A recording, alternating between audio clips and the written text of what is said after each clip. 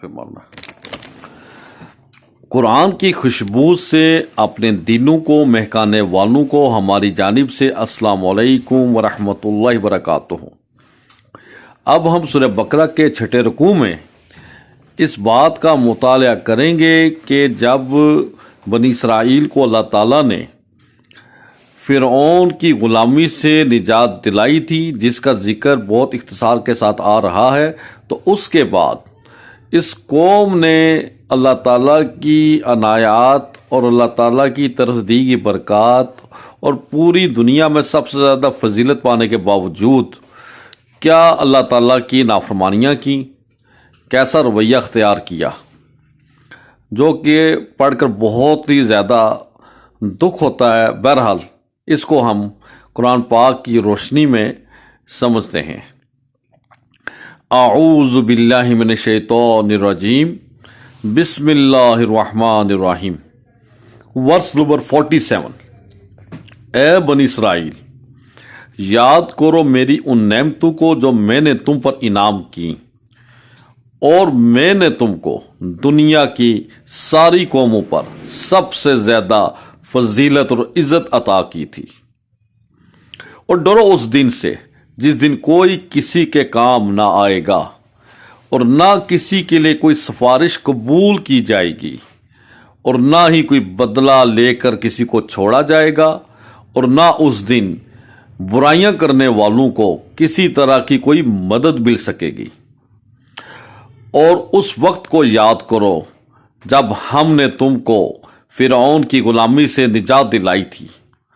وہ تم کو بہت بڑے عذاب میں مبتلا کیے ہوئے تھے، اور وہ تمہارے لڑکوں کو ذبح کر دیتے تھے اور تمہاری لڑکیوں کو زندہ رہنے دیتے تھے۔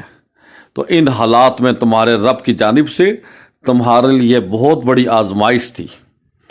اور اس وقت کو بھی یاد کرو جب ہم نے تمہارے لیے دریا کو پھاڑ کر تمہارے لیے راستہ بنا دیا اور تمہیں اس راستے سے باخیر و عافیت نکلوا دیا، اور تمہاری آنکھوں کے سامنے فرعون کو غرق کر دیا۔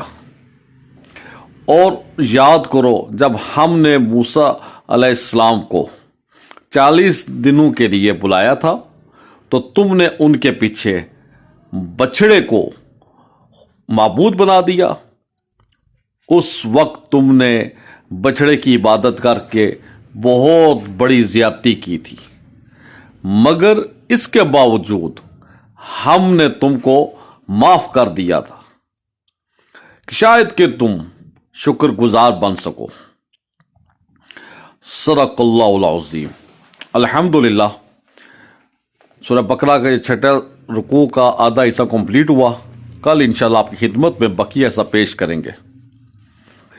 آپ یہ ملاحظہ فرمائیں کہ مغربی اقوام جن میں جوز سر فہرست ہیں، وہ کس طرح سے اسلام پر اور اللہ کی ذات کے اوپر یہ الزام لگاتے ہیں، بہتان لگاتے ہیں کہ یہ ان کا رب بہت سخت ہے، نعوذ باللہ بہت ظالم ہے، اور اسلام میں دہشت گردی اور سخت رویہ اپنانے کا سختی کے ساتھ حکم دے رکھا ہے۔ جبکہ آپ نے دیکھا کہ اللہ تعالیٰ نے اس قوم یہود کو کن کن نعمتوں سے نوازا، اور کیسی کیسی عظیم نافرمانیاں ان کی دیکھنے کے باوجود ان کو اللہ تعالیٰ معاف کرتے گئے، ان کو مہلت دیتے گئے۔ تو ایسا عظیم اور احسان کرنے والا اور شفیق رب تو اللہ کے علاوہ تو کوئی اور ہو نہیں سکتا۔